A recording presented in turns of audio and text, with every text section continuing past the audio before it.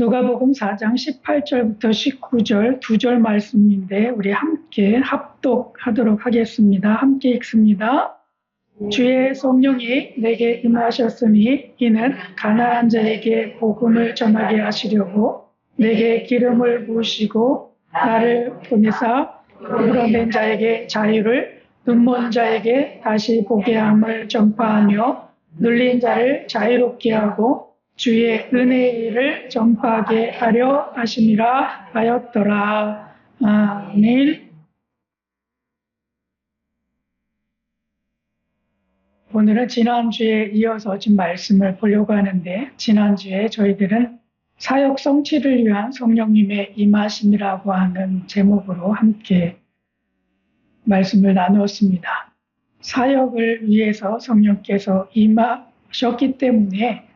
주셨기 때문에 우리는 그것으로 인해서 춤추면서 그러한 일들을 감당할 수 있다라고 말씀을 드렸어요. 근데 지난주에 말씀을 드리면서 제가 부제목으로 하나 말씀드린 게 있는데 기억나십니까? 그 부제목이 나와 직접 소통하기를 원하시는 하나님이라고 하는 제목이었어요.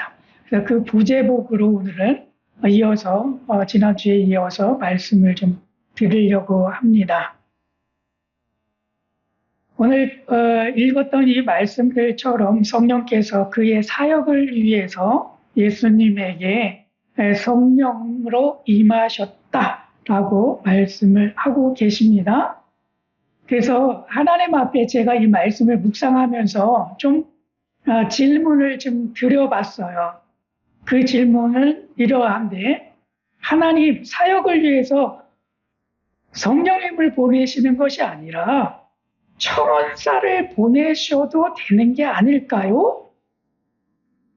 그러니까 성령을 보내시기보다 천사들을 보내시는 것이 그래도 괜찮지 않습니까?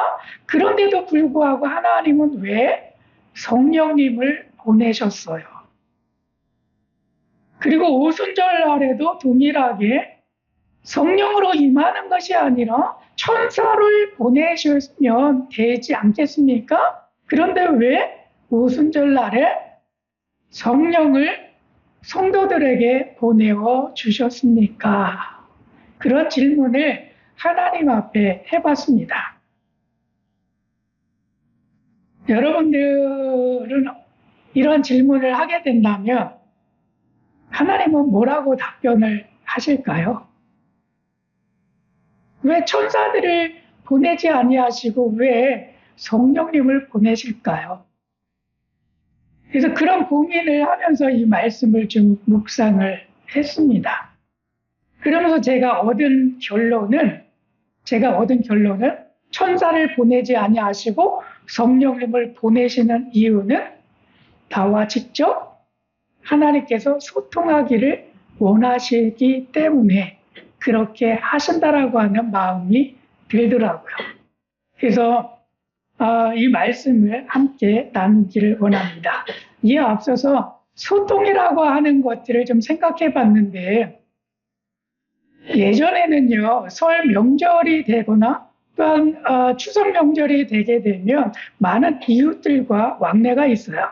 그런데 그 명절 이전에 설 명절에는 더욱더 독특하게 행했던 그러한 소통의 모습이 있어요.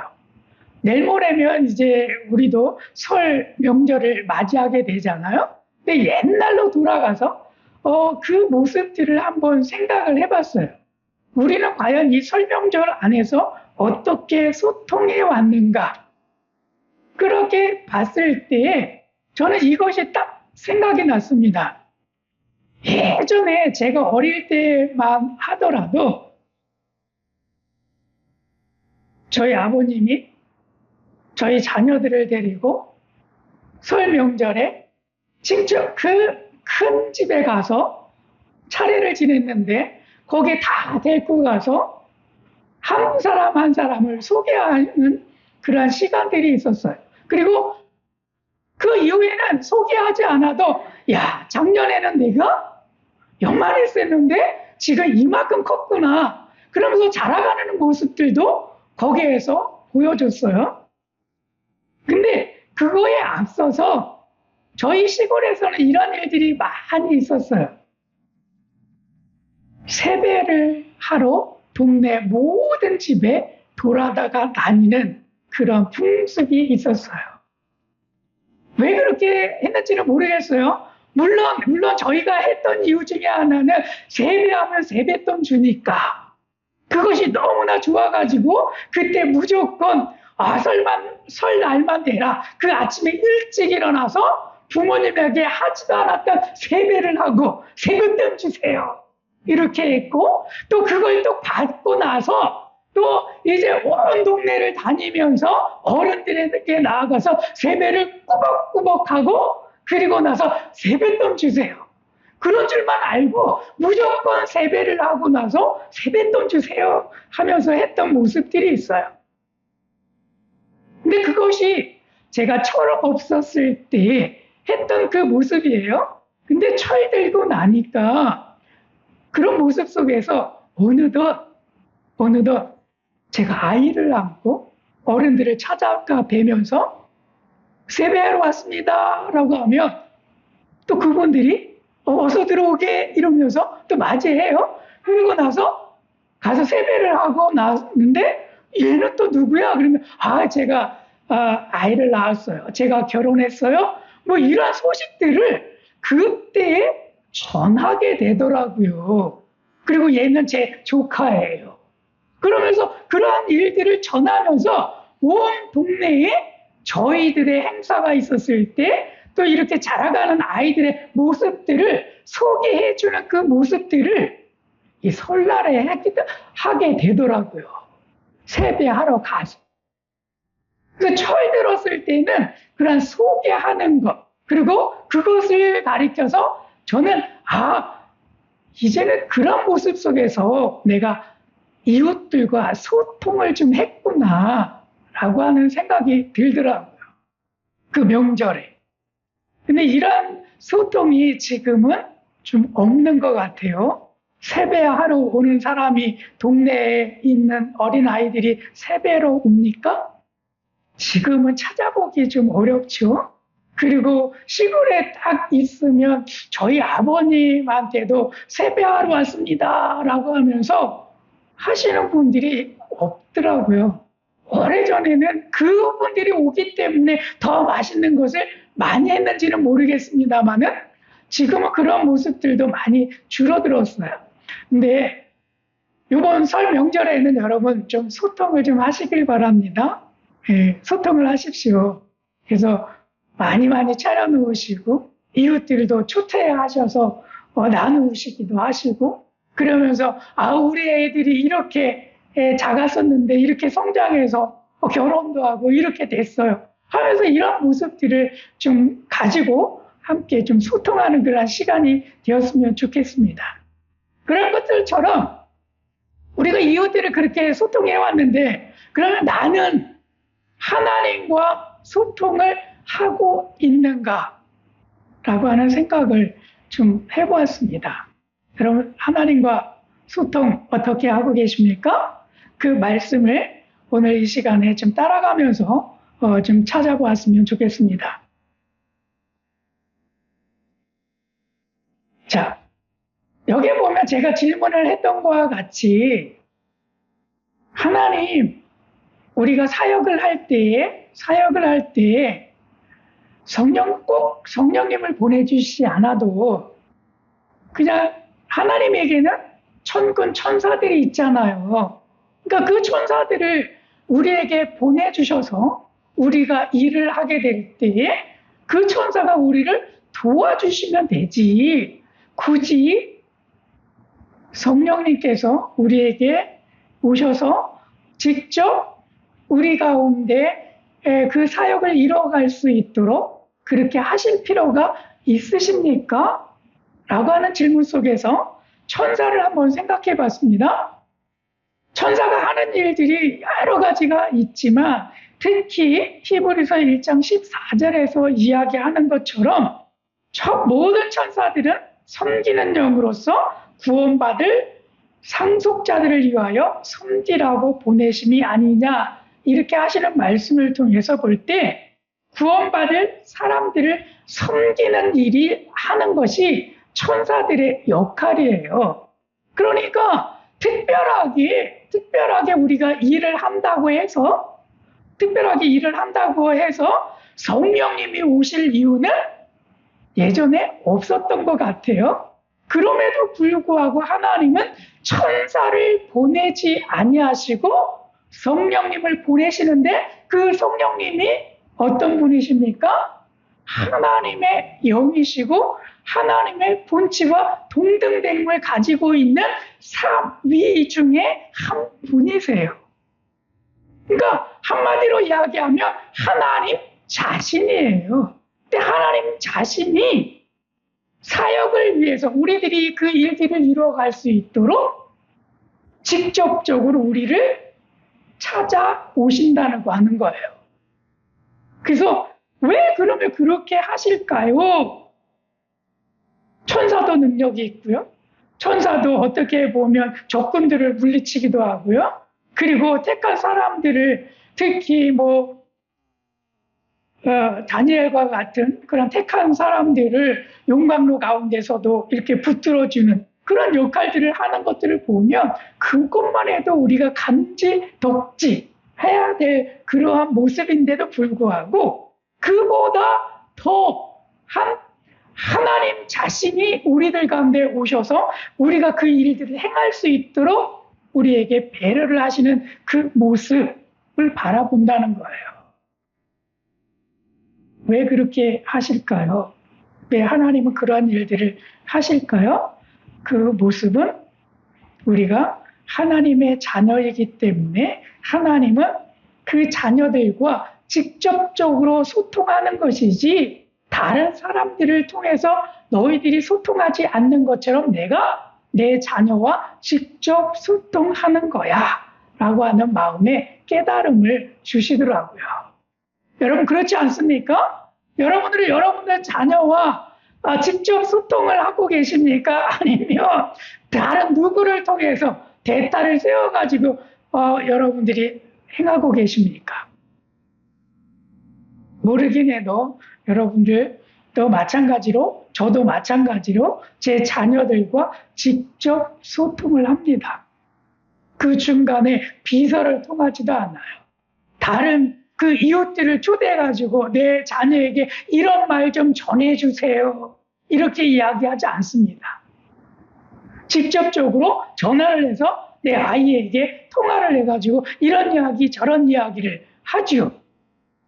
그런 것처럼 하나님도 나의 아버지가 되시고 하나님은 나를 자녀로 받아주셨기 때문에 직접 소통을 하신다는 거예요. 이것이 우리에게 주어진 은혜이고 감사이고 위로입니다. 얼마나 은혜입니까? 하나님이 나를 그렇게 받아주셨던 것 자체. 하나님 한번 생각해 보십시오. 온 우주와 만물을 창조하신 분이세요. 그렇죠? 그 온 우주와 만물을 창조하신 위대하신 분이 지극히 작고 연약한 나를 하나님의 자녀라고 선포를 하시고 나와 직접 소통을 하신대요. 대화를 하신대요. 나를 이끌어 주신대요. 와, 이것만큼 행복한 게 더 따로 있을까요? 그것만큼 더 좋은 게 어디 있을까요? 이것이 하나님께서 우리에게 주신 은혜인 줄로 믿습니다. 성경 말씀에서도 여러 군데에 우리에게 이렇게 이야기를 하고 있어요. 히브리서 1장 5절에서는 하나님께서 어느 때에 천사 중 누구에게 너는 내 아들이라 오늘 내가 너를 낳았다 하셨으며 또 다시 나는 그에게 아버지가 되고 그는 내게 아들이 되리라 하셨느냐. 이 말씀은 예수님에게 하신 말씀이에요. 그래서 예수님 외에 천사한테 내가 낳았다, 그들을 천사들을 내 아들이다 이렇게 표현하지 않았다라고 말씀하고 계시죠. 근데 그 하나님은 예수 그리스도로 말미암아서 우리를 하나님의 자녀가 되게 하셔서 우리들을 하나님의 자녀로 불러주신다는 거예요. 그래서 우리로 하여금 어떻게 하십니까? 나중에는 아빠, 아버지라고 불러라 이렇게 이야기하죠. 그리고 특별하게 우리에게 말씀하고 계시는데 그렇게 아빠, 아버지라고 불러라 라고 말씀하실 때 중요한 말씀 하나를 하셨어요. 그게 무엇이냐면 로마서 8장 14절에서 해주셨는데 하나님의 영으로 인도함을 받는 사람은 곧 하나님의 아들이다 라고 말씀을 하셨어요. 야, 놀랍지 않습니까? 하나님의 영으로 인도함 받는 사람은 하나님의 아들이 돼요. 하나님의 영이 무엇입니까? 성령이잖아요. 그 성령으로 인도함 받는 모든 사람들은 그 어느 누구든 그 사람들은 뭐라고 불려집니까? 하나님의 아들이다라고 불려진대요. 여러분 서운하십니까? 여기 아들만 써 있으니까 서운하십니까? 여기 안에는 포함되어 있잖아요. 하나님의 아들도 되고 하나님의 딸도 되고 그래서 하나님의 자녀가 된다라고 하는 말씀이에요. 그러니까 이 하나님의 영이 우리 가운데 반드시 있어야 되는 거지요. 그래야 아빠, 아버지라고 부르는 거예요. 그러니까 천사를 통해서 너에게 보너해 주어도 되지만 그러나 내가 너하고 아버지와 아들과의 관계, 딸과의 관계, 자녀와의 관계가 되기 위해서는 하나님의 영이 우리들 가운데 오셔야만 하는 거였죠. 그 일들이 이루어져야 되는 거예요.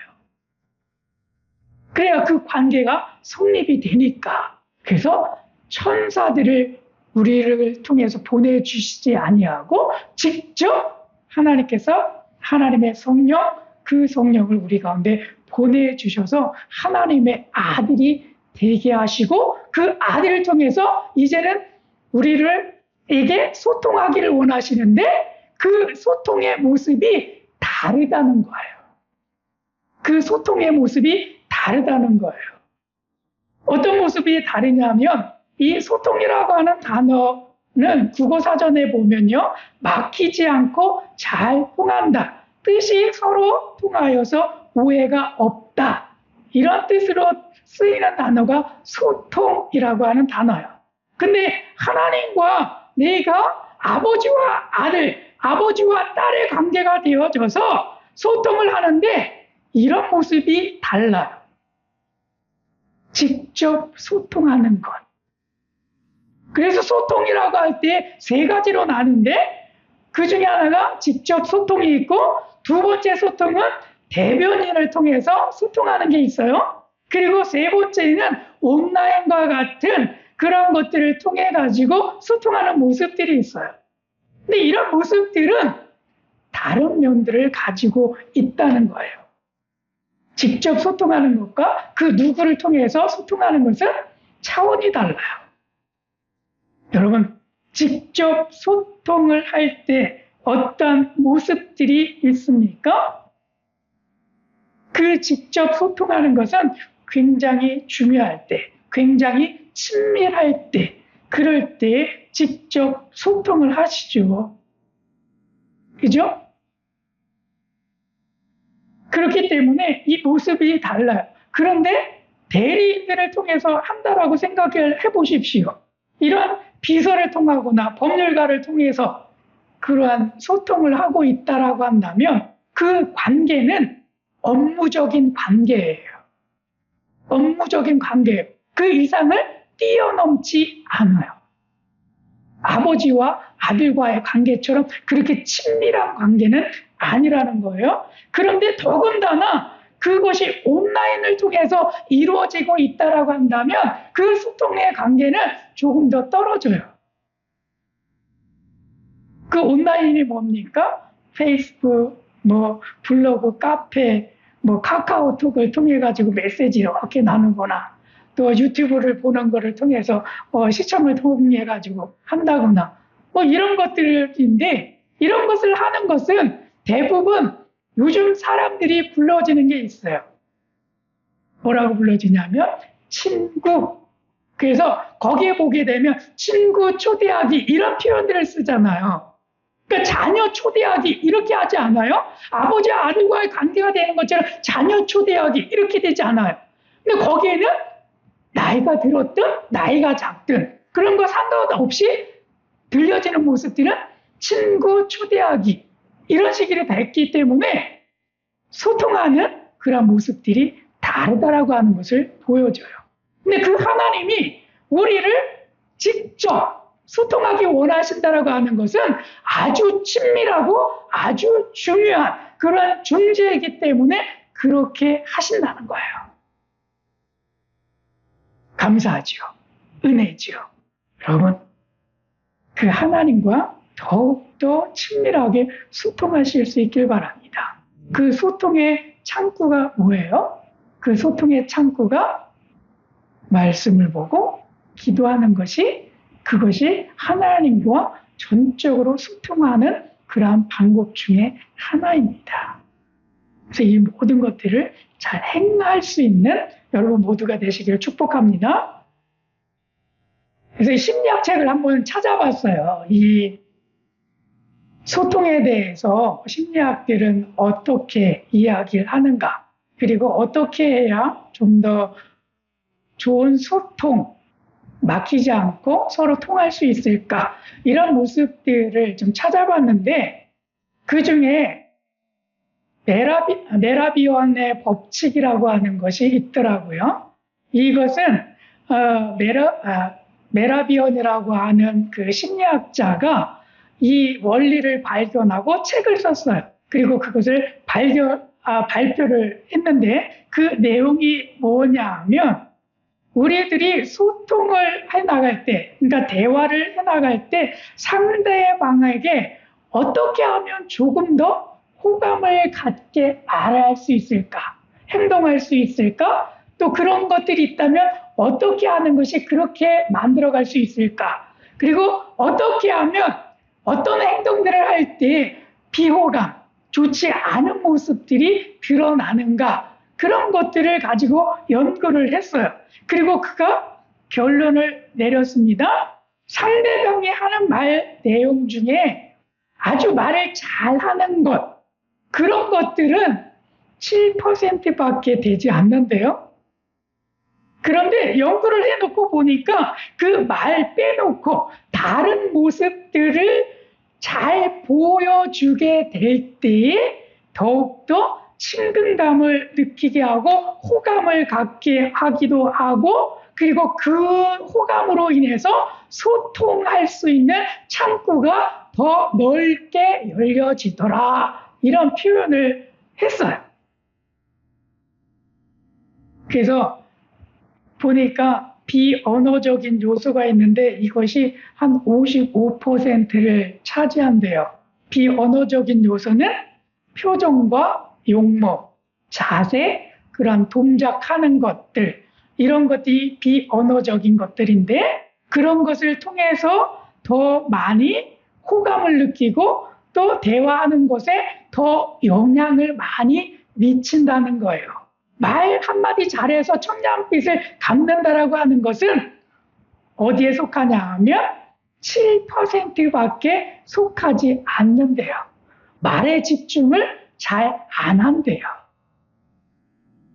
그래서 대화 소통할 때 여러분 말을 많이 하는 것보다 말을 적게 하는 것, 그리고 우리의 행동으로 어떠한 액션들을 취하게 될 때 더 좋은 결과를 낳는답니다. 그리고 음성적인 것이 있는데 귀로 듣는 것들은요, 그러한 생각할 때 한 38%밖에 되지 않는데요. 그런 것들은 이야기를 할 때 소리가 얼마나 큰지, 억양이 어떻게 이렇게 높낮이가 있는지, 그리고 속도는 또 말을 할 때 얼마만큼 빠른지, 그런 것들은 그런 것들도 거의 한 38%래요. 그런 거 따지고 보면 이 두 가지를 좀 합치게 되면 거의 한 93% 정도가 비언어적인 것에 속하는데 이것들을 잘 하면 더 좋은 효과가 나타난다라고 하는 것이 메라비온의 법칙입니다. 이것이 어디에서 쓰이냐면요. 협상할 때, 설득할 때, 그리고 마케팅을 할 때, 이럴 때 많이 사용을 한다고 합니다. 그래서 이런 것들을 하게 될 때 다른 사람들은 마케팅에 활용하게 되면 더 많이 상품들을 구매한대요. 왜? 더 많이 호감을 갖기 때문에. 그래서 말을 많이 하지 않는답니다. 그래서 제가 호감 있는 사람이 되려면 설교가 짧아야 되는구나 라고 하는 생각이 딱 들더라고요. 그래서 그리고 나서 뭘 많이 해야 한다고 합니까? 비언어적인 것.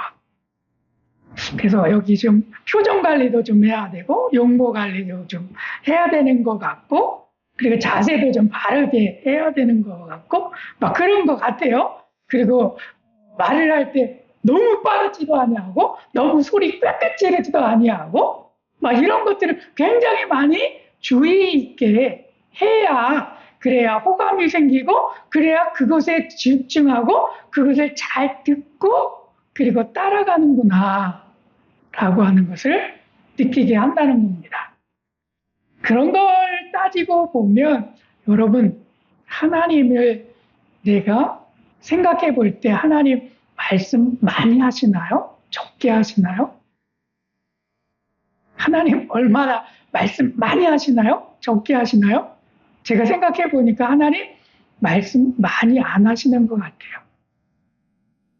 그럼에도 불구하고 내가 하나님을 온전하게 신뢰할 수 있는 것은 하나님께서 나에게 보여주시는 그러한 비언어적인 그러한 모습들 그것이 나를 꽉 붙들어주기 때문이 아닌가.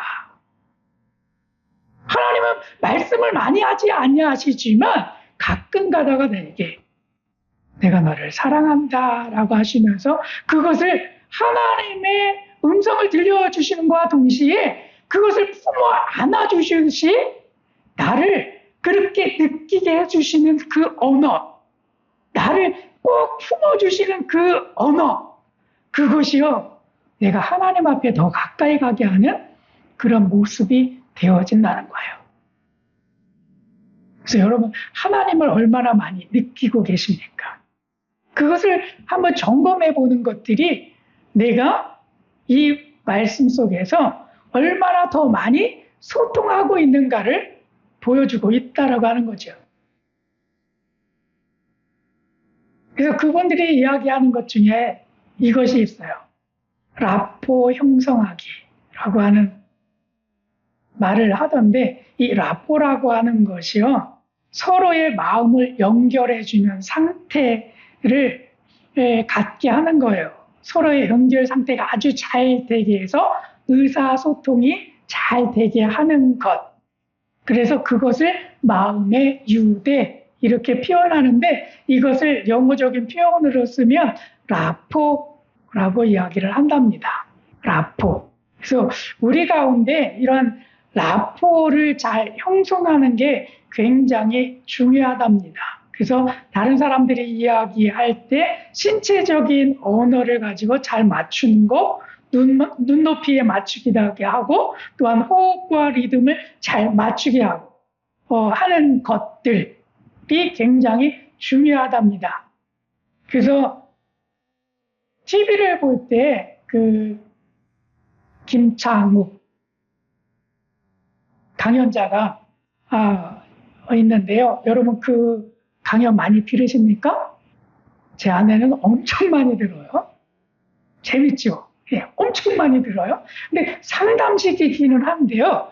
그분이 쓰는 그분을 이야기를 제가 가끔 듣는데 가끔 들을 때 딱 기억난 게 하나가 있어요. 그분은 개입 상태를 주로 사용한다고 이야기하는데 그 개입 상태가 무엇이냐 하면 다른 사람의 소리를 잘 들어주는데 그 행동을 자기 자신은 이렇게 한대요. 앞으로 조금 이렇게 숙인답니다. 상대방이 이야기할 때 본인은 앞으로 좀 숙인대요. 그리고 나서 눈은 안쪽을 향해서 그 사람을 이렇게 바라본대요. 그러니까 눈을 마주치듯이. 그래서 그분이 그런 이야기를 하더라고요. 그래서 아니 그걸 왜 그렇게 이야기를 하지? 라고 그분이 하신 얘기가 생각해 보니까 소통하는 데 있어서 그런 행동들을 보여줄 때 저분이 내 이야기를 지금 들어주고 계시는구나 라고 하는 것을 상대방이 느낀다는 거예요. 그래서 그런 행동들을 통해서 자기 자신이 그렇게 한답니다. 그래서 그러면서 얻은 질병도 있대요. 무슨 질병인지 아십니까? 항상 이렇게 경청하려고 들으려고 이렇게 숙이다 보니까 여기 허리 그리고 여기를 뭐라고 부르죠? 고관절이 있는 데가 약간 이렇게 삐뚤어져 갖고 이렇게 숙이다 보니까 고기가 좀 아프대요. 그래서 본인이 이렇게 만지면서 하시긴 하시던데 그런데 그 모습 자체가 조금 숙이고 눈을 바라보면서 이야기하는 그 모습이 정말 다른 사람으로 하여금 호감을 갖게 하고 내가 그 말을 할 때 들어주시는 분이구나 라고 하는 그런 마음을 갖게 한답니다. 그런 행동이 비언어적인 요소인데 그런 행동들을 하는 것, 그런 것 하게 만드는 것, 그런 것이 라포 형성하는 것이라고 말씀한다는 거예요. 그렇게 해서 의사소통을 하는 거죠. 그런데 나쁜 버릇들이 있어요. 그것은 관조 상태라고 이야기하는데 오히려 반대되는 표현이에요. 청문회하는 모습들을 볼 때 여러분 어떻게 느끼십니까? 방송을 보고 있다고 한다면 어떤 분들은 이렇게 하세요. 어떤 분들은 답변을 하기 위해서는 이 마이크를 딱 대고 이렇게 앞으로 숙여가지고 이야기를 해요. 그리고 말이 다 끝난 다음에 바로 의자에 탁 기대면서 젖혀요. 그리고 무엇을 하냐면 먼 산을 바라보듯이 그 사람을 바라보는 것이 아니라 질문자를 바라보는 것이 아니라 다른 데를 바라본대요. 근데 실제로 그런 모습을 가지고 있는 청문회 현장들을 많이 보게 되더라고요. 그래서 우리의 모습이 어떻게 해야 하는 거냐? 이 관계 형성에 있어서도 직접 소통하기 위해서는 우리들이 이런 모습들을 조금 갖추어야 되겠다라고 하는 생각이 들더라고요. 여러분, 한번 해보시길 바랍니다. 어렵지 않잖아요? 이것만 해도요, 93%는 성공을 하는 거예요. 93%는. 네. 나머지 7%는 내가 얼마만큼 말을 잘 하느냐에 달려있는 거예요. 네. 너무 좋지 않습니까? 해볼만 하지 않습니까? 네. 어렵지 않잖아요? 남이 이야기할 때 그냥 이렇게 숙여가지고 그 사람을 바라봐 주는 것. 할 수 있죠? 네. 할 수 있죠? 네. 이게 굉장히 중요하답니다. 근데 이런 모습들을 하나님에게 한번 적용해 보세요. 하나님에게 적용해 보세요. 하나님을 향해서 내가 그 하나님과 소통을 하게 될 때도 동일할 거예요. 내가 하나님에게 집중하는 자세. 이런 식의 집중하는 자세. 기도하고 하나님의 음성을 듣기 위해서 집중할 수 있는 이런 자세. 말씀을 대면하면서 말씀이 다 깨달아지지는 않지만 그러나 그것을 행할 수 있도록 내 마음의 자세를 갖추어서 이 말씀을 곰곰이 묵상하면서 씹는 그러한 모습을 통해서 이런 자세들을 통해서 하나님과의 소통의 관계가 이루어진다라고 하는 거예요. 한번 해보십시오. 그래서 메라비온이 이런 이야기를 했어요. 부드러운 미소와 따뜻한 말투로 말을 한다면 상대방은 사랑한다는 의미로 받아들일 수 있다. 제일 중요하죠. 부드러운 미소와 따뜻한 말투로 말을 한다면 상대방은 사랑을 한다라고 하는 의미로 받아들일 수 있답니다. 그래서 이번 명절에 여러분 한번 해보십시오. 자녀들 오고 그리고 손주들 오고 그럴 텐데 그러할 때 좀 소통을 좀 하셨으면 좋겠습니다. 어떤 자세로요? 뭐가 됐든지 간에 좀 듣는 자세로 좀 했으면 좋겠습니다. 그러면 조금 더 나의 자녀들이 나에게 다가올 것이고 내가 듣는 자세가 되어지며 나의 손주들이 나에게 더 다 가까이 와서 나와 소통하기를 원할 거예요. 그러면 그 모임이 설 명절에 있는 그 모임이 그 시간이 너무나 행복해지지 않겠습니까? 아름다워지지 않겠습니까? 그렇지 않아요? 한번 그렇게 해보십시오. 나부터 그런 자세를 좀 가지셨으면 좋겠습니다. 그래서 그 시간이 막 고부간의 갈등, 자녀와의 갈등, 막 싸움이 일어나는 그 갈등, 그런 것들이 하나도 없이 너무나 행복하고 편안하게, 너무나 소통이 잘 돼서, 너무나 모두가 만족하는 그런 일들이 이번 설 명절에 이루어지기를 축복합니다. 아멘. 말씀 나눔의 제목은요. 나는 라포, 그 마음의 연결을 잘 형성하여 소통하고 있는가. 특히 개입의 상태를 가지고 내가 행동하고 있는가 아니면 관조의 상태를 가지고 행동하고 있는가. 이런 모습들을 한번 여러분들이 점검해 보시고 한번 좀 하나님 앞에 이런 고백들을 좀 올려보셨으면 좋겠습니다. 여러분, 그 말씀만 하고 제가 마칠게요. 제 아내가 저를 선택했을 때 저의 어떤 모습을 보고 저를 선택해서 결혼해야지라고 하는 그런 그 마음을 가졌는지 아십니까? 제 아내는요, 저와 결혼하려고 이렇게 하는 모습을 보고 거기에 나 결혼해야지라는 생각이 들었대요. 언제 했느냐면요. 저희가 12월 25일 날에 예배 다 드리고 눈썰매장에 갔어요. 그리고 나서 제가 지금의 아내한테 이야기했어요. 나 친구들 만나러 약속이 돼 있어서 이제 갈 건데 어떻게 할 거냐고 제가 물어봤거든요. 만난 지 그게 두 번째 만남이었는데 그 두 번째 만남에서 그러면 나도 거기 따라가면 안 돼요? 이렇게 얘기하더라고요.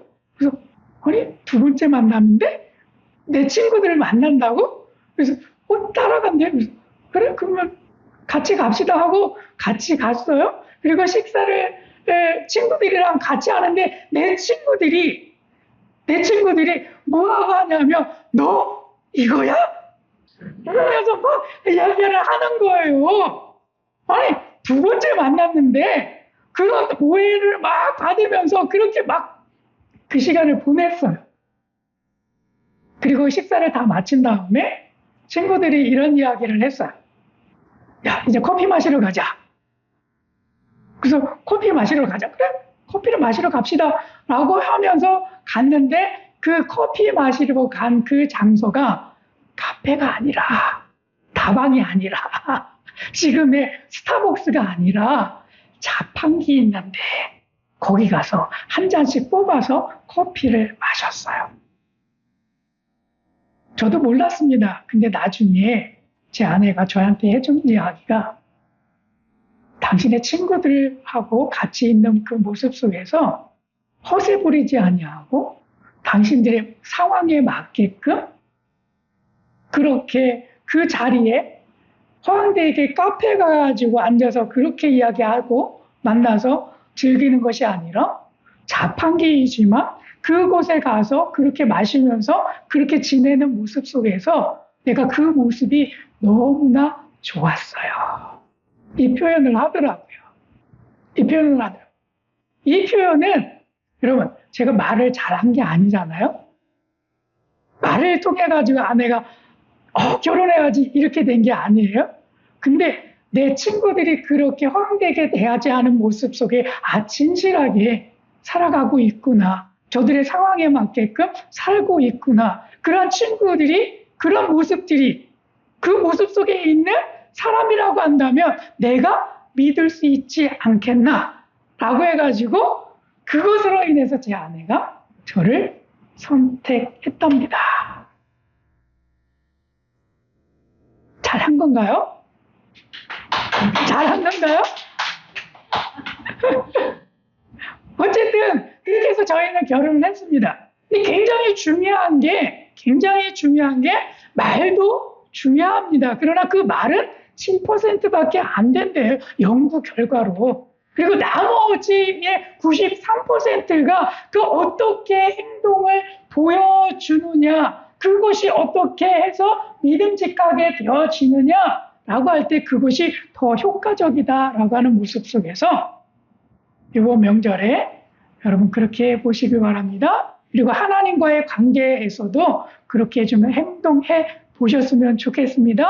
그래서 하나님 앞에 영광이 되어지는 그런 모습으로 너무나 행복한 이 설 명절이 되어지고 또 앞으로 있어질 그런 우리의 삶의 모습이 되어지기를 축복합니다. 아멘. 아멘.